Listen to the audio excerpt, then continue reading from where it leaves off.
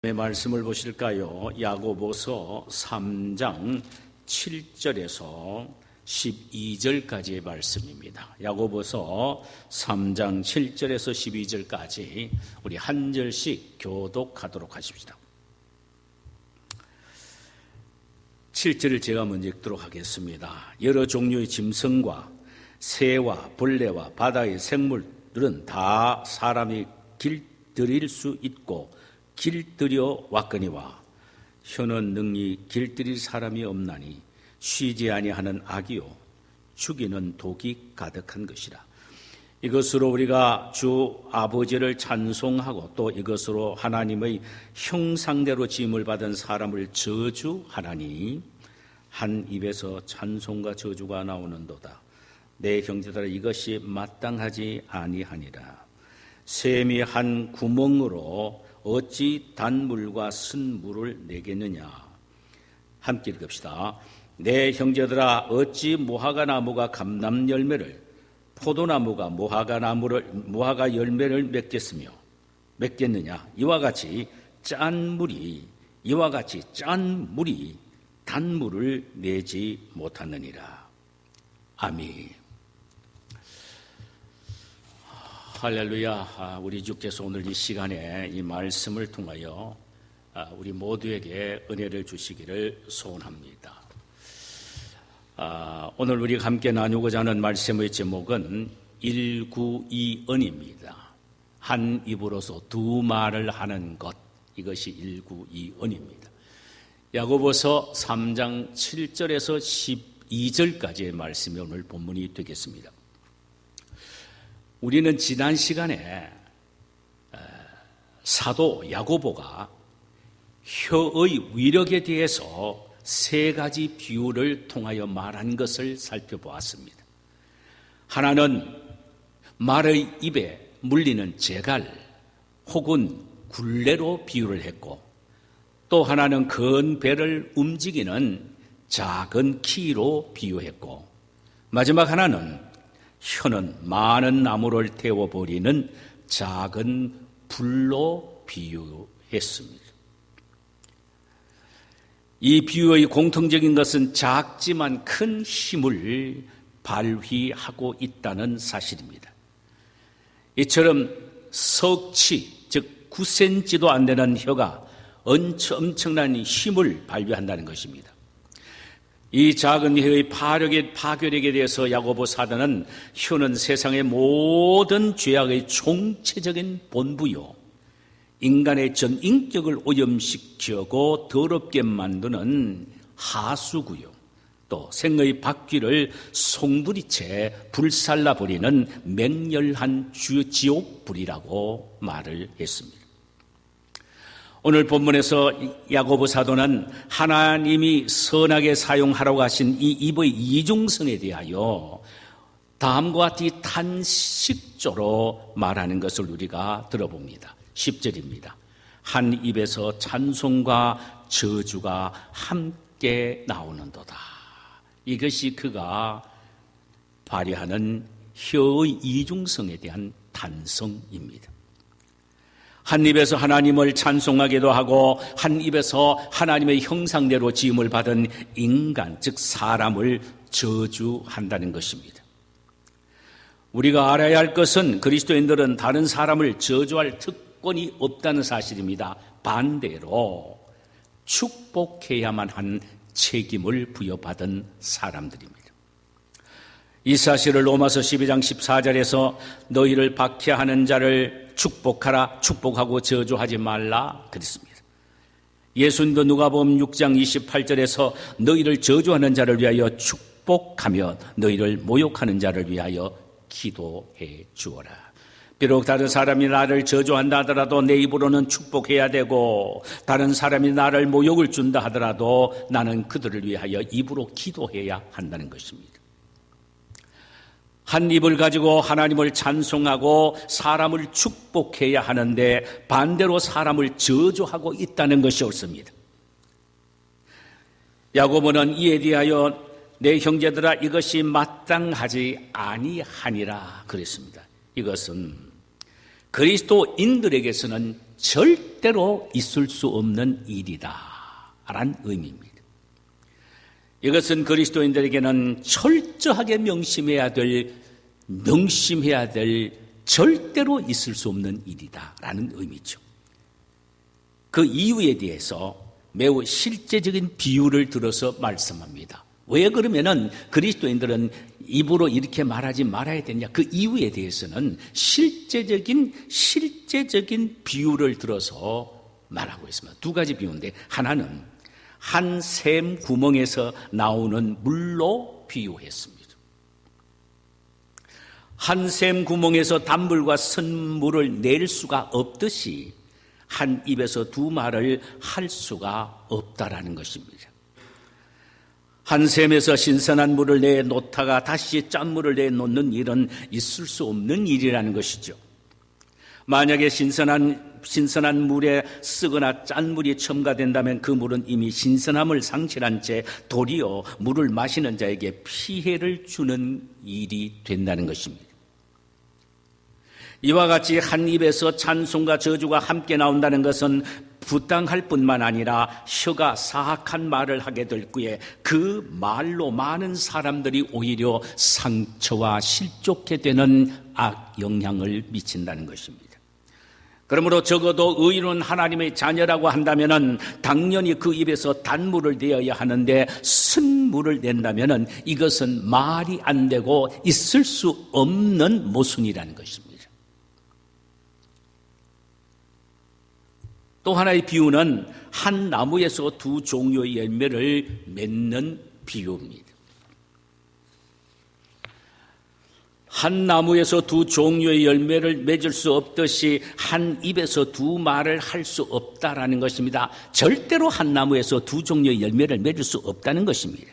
그래서 12절에서 이렇게 말합니다. 내 형제들아 어찌 무화과 나무가 감람 열매를 포도나무가 무화과를 맺겠느냐. 이와 같이 짠물이 단물을 내지 못하느니라. 샘 근원에서 짠물과 단물이 함께 나올 수 없듯이 또 무화과 나무에서 감람 열매를 맺을 수가 없고 포도나무에서 무화과를 맺을 수가 없듯이 한 입에서 두 말을 할 수가 없다라는 것입니다.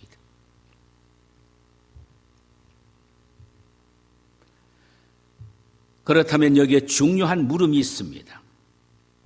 한 샘 구멍에서 쓴물과 단물을 낼 수가 없고 한 나무에서 두 종류의 열매를 도저히 맺을 수가 없듯이 한 입에서 하나님을 찬송하기도 하고 사람을 저주할 수가 없어야 하는데 찬송하고 사람을 저주할 수가 없어야 하는데 왜 실제적으로 이런 일이 우리에게 일어나느냐라는 것입니다.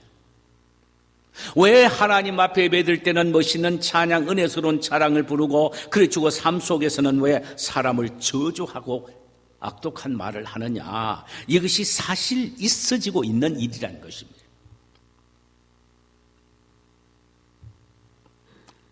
로버트 루이스 스티븐슨 박사가 단편 소설을 썼는데 우리가 다 잘 압니다. 지킬 박사와 하이드라는 책입니다.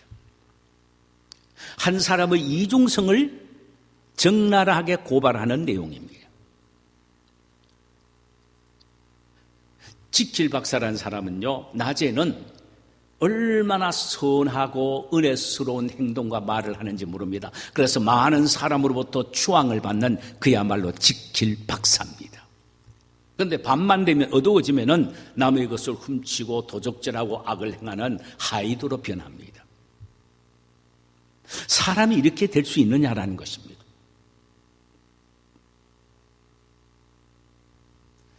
자, 성경적 대답은 어떠느냐 이 말입니다.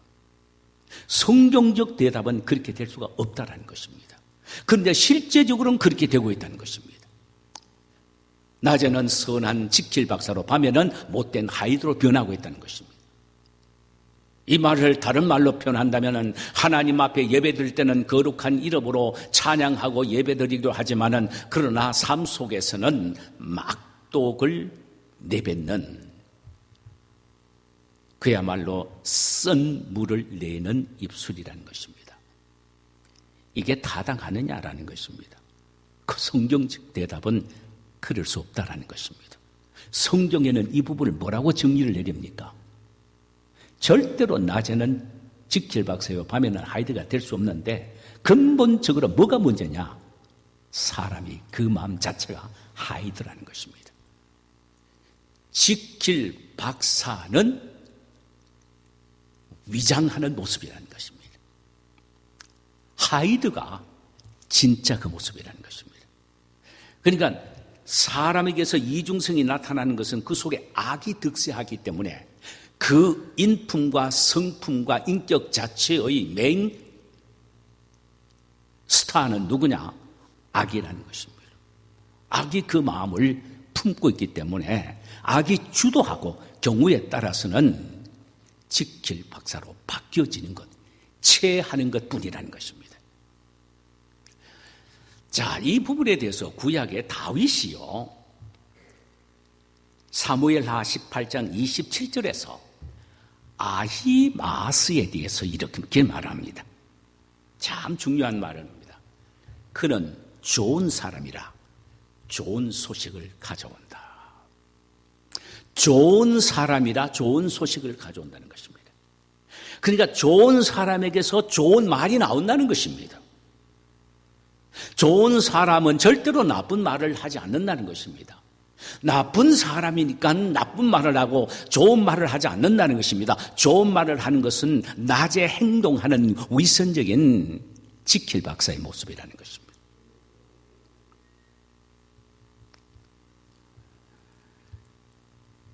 즉 평소에 착한 사람은 늘 착하고 좋은 열매를 맺는다는 것입니다. 그렇다면 우리는 여기서 이런 질문과 우리 자신을 자가 진단해 보아야 합니다. 나는 평소에 어떤 말을 하고 있는 사람인가? 남에 대하여 좋은 말을 하는가? 그렇다면 좋지 않는 말을 하는가? 남에 대하여 긍정적인 말을 하는가? 부정적인 말을 하는가? 남에게 용기를 주는 말을 하는가? 남을 낙단시키고 좌절시키는 말을 하는가?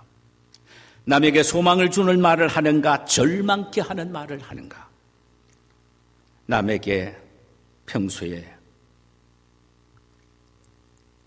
위로하고 격려하는 말을 하는가? 그렇지 않으면은 좌절시키는 말, 낙담시키는 말을 하는가? 우리는 평소에 우리의 입에서 나오는 말을 통하여 내가 착한 사람인지 착한 사람이 아닌 악한 사람인지를 우리 스스로가 자가 진단할 수 있다라는 것입니다. 우리는 과연 어떻습니까? 자, 그러면은 도대체 우리가 우리 입의 말을 어떻게 고쳐야 하느냐 이 말이죠. 참 기가 막힐 우리의 현실의 모습이다 이 말이죠. 도저히 한 샘 구멍에서 쓴물과 단물을 낼 수가 없는데 내고 있다는 사실. 도저히 한 나무에서 이중적인 열매, 다른 열매를 맺을 수 없는데 맺고 있다는 사실. 이것이 현실적인 모습인데 그럼 이렇게 그래 살다 가야 된단 말입니까? 성경은 이걸 용납하고 있습니까? 아닙니다. 절대로 쓴물과 단물을 낼 수가 없고 한 나무에 두 다른 열매를 맺을 수가 없다라는 것입니다. 하나라는 것입니다. 그러면 어떻게 해야 하느냐? 우리가 고민하며 몸부림을 쳐봐야 될 부분인데 첫째로 말의 샘 근원을 터치해야 된다는 것입니다. 이것을 고치기 위하여 터치해야 된다는 것입니다. 말의 샘 근원이 어디 있습니까? 마음입니다. 마음에서 말이라는 샘물이 나오는 것입니다. 마음이 더럽기 때문에 쓴 말이 나오고 마음이 아름답고 착하기 때문에 단물이 나오는 겁니다. 단말이 나오는 거예요.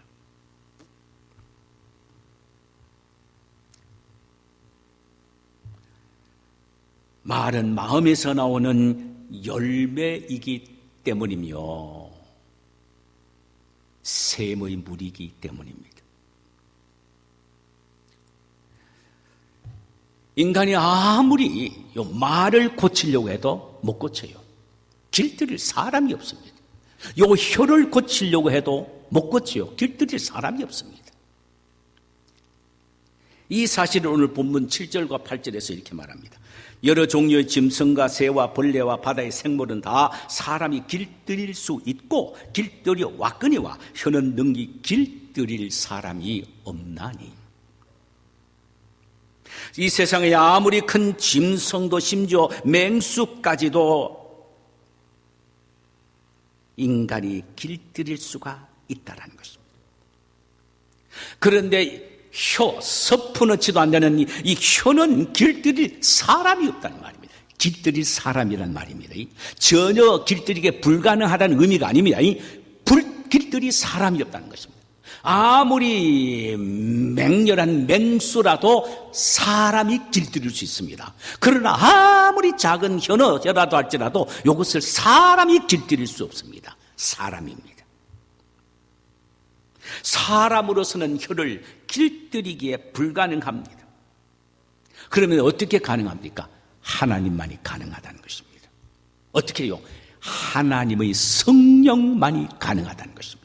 성령은 우리의 마음을 변화시킵니다. 마음을 변화받아 하나님이 기뻐하시고 선하시고 온전한 뜻이 무엇인지 분별하도록 하라고 하셨습니다. 중요한 것은 마음의 변화입니다. 이 마음은 누가 바꾸느냐? 성령이 바꾸십니다. 왜 그러냐? 성령은 우리 속에 계시는 좌정하시는 자리가 어디입니까? 마음입니다. 그분이 앉아 계시는 마음이 바로 우리가 변화되어야 되고 바꿔져야 되는데 성령은 우리의 마음을 바꾸시는 주된 인물입니다. 그렇기 때문에 우리는 성령께서 우리 마음을 바꿔달라고 기도해야 합니다. 성령을 의지하고 성령의 도움을 간구해야 됩니다. 성령의 힘만을 의지해야 됩니다. 성령이 우리 속에서 충만하여 우리 마음을 다스릴 때에 우리의 마음은 저절로 바꿔집니다. 그때에 우리의 입에서 나오는 말이 단물이 나올 것이며 또 한 종류의 나무의 열매가 맺혀지는 것입니다.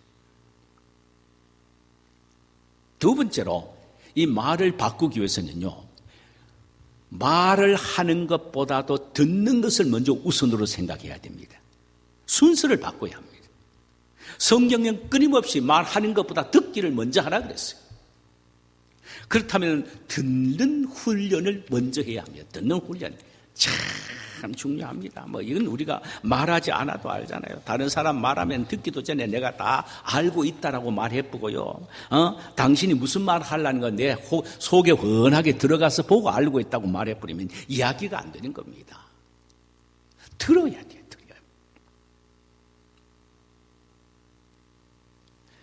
혀를 길들이기 힘들기 때문에 말을 훈련하는 것은 힘듭니다. 그러나 듣는 귀를 훈련하면 되는 겁니다.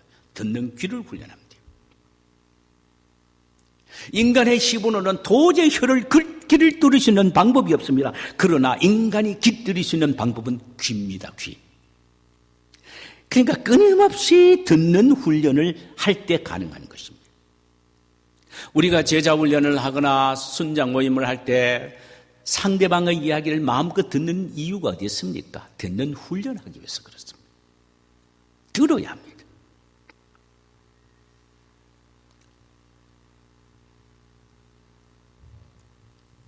자꾸 듣는 귀를 훈련하다 보면은 그 다음에 말이 바뀌어질 수가 있습니다. 아, 그렇구나. 아, 이제 깨달아졌구나. 하면서 말이 바뀌어지는 겁니다. 그래서 신경정신과의 의사들이 상담할 때에 그저 상담자가 끊임없이 내담자의 이야기를 듣는 것입니다. 계속 듣습니다. 그러면 혼자 웃고 울고 하다가 혼자 답을 다 찾아요. 아이고 이제 속이 시원하다 그러면서 일어나는 거예요. 왜? 자기의 말을 들어주는 사람이 없거든요. 그러니까 들어주는 사람이 없으니까 의사 선생님한테 실컷 들어주는 거예요. 근데 의사는 들어만 줘도 듣는 훈련만 해도 벌써 말하지 않아도 스스로 내담자가 답을 얻고 가는 것입니다.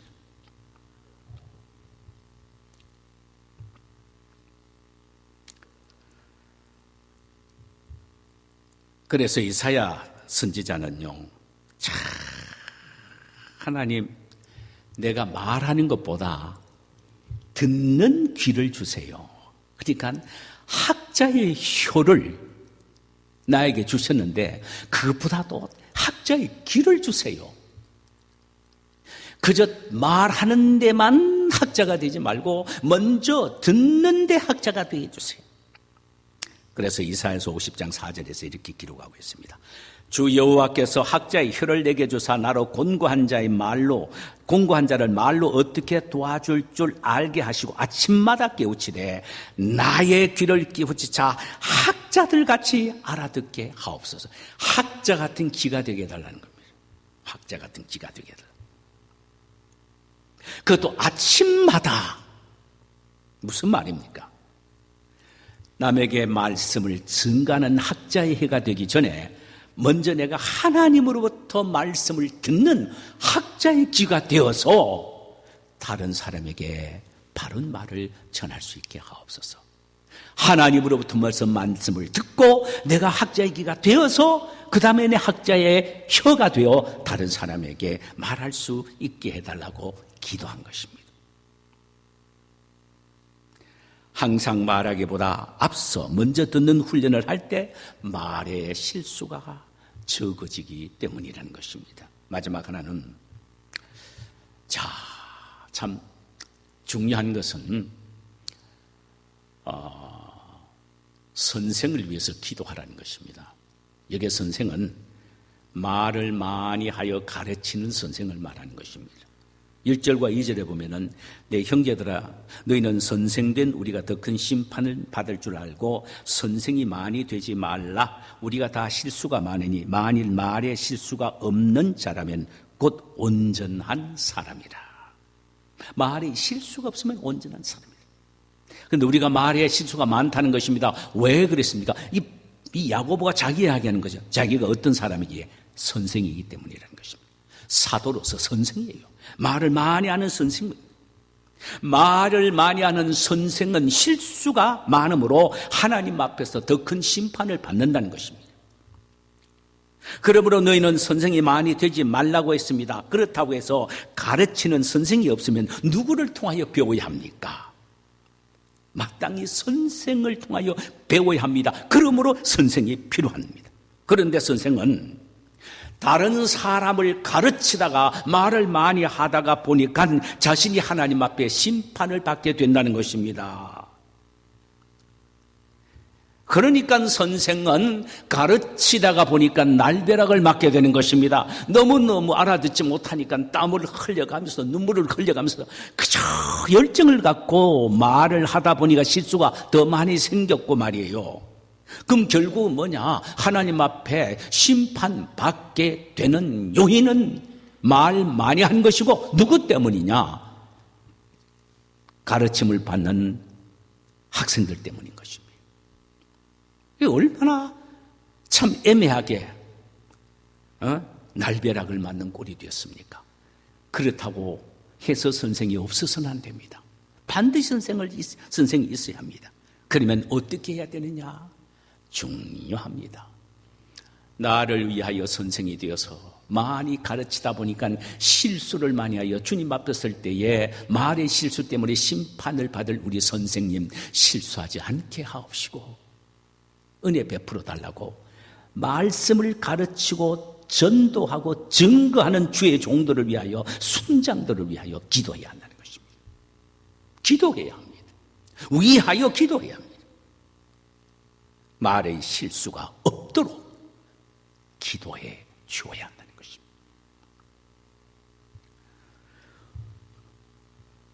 오늘 야고보 사도는 마지막에 말의 실수가 없으면 완전한 자라고 했습니다. 말의 실수가 없으면 완전한 자다.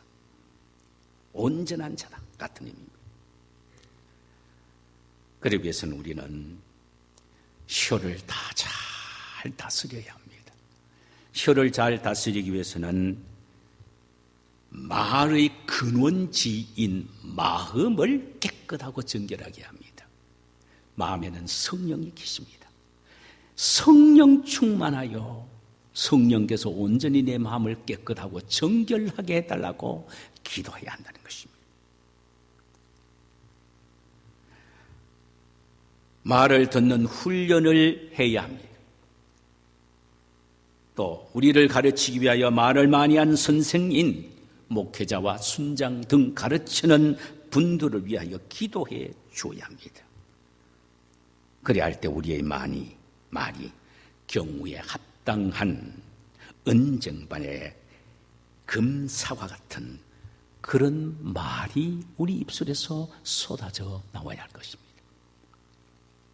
경우에 합당한 말은 은쟁반의 아로식인 금사과다.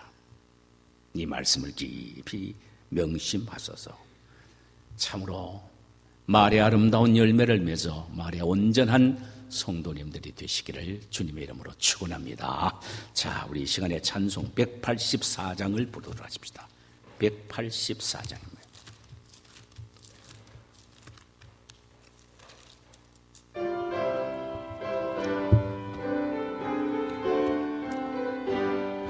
불길 같은 주 성령 강구하는 우리께 지금 강림하셔서 영광 보여주소서. 성령이여 임하사 우리 영의 소원을 만족하게 하소서. 기다리는 우리께 불러 충만하게 하소서. 주의 제단 불 위에 우리 몸과 영혼과 우리 가진 모든 것 지금 바치옵니다. 성령이여 임하사 영의 소원을 만족하게 하소서. 기다리는 우리에게 불러 충만하게 합소서. 구속하신 아멘 약속하신 성령을 믿고 간구하오니 지금 내려주소서. 성령이여 임하사 내 영혼의 소원을 만족하게 하소서. 기다리는 우리에게 불러 충만하게 하소. 후렴요. 성령이여 임하사 우리 영의 소원을 만족하게 하소서. 주여 기다리는 우리에게 불러 충만하게 하소서.